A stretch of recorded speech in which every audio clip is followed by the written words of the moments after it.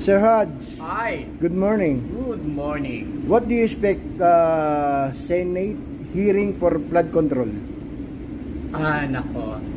Ginagawa nila yung kanilang trabaho for legislation.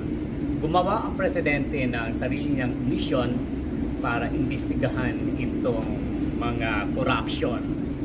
Pero nandiyan lang ang Diyos, hindi natutulog. Siya yung final na may say sa mga gumagawa, nangungurakot, nagnanakaw. And then, Secretary Remulla will file the case already to Alcantara? Ganun ba? Di yan ang trabaho niya, ang mag-file ng case sa mga kawatan. Okay. And then about Marcoleta, sinasabi kay Marcoleta na pinagtatanggol niya raw ang mga diskaya. Pananaw niya yan?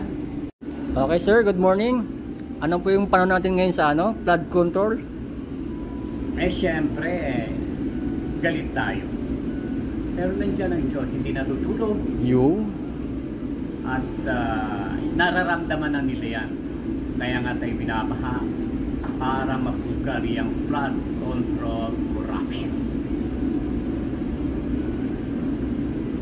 Qualities.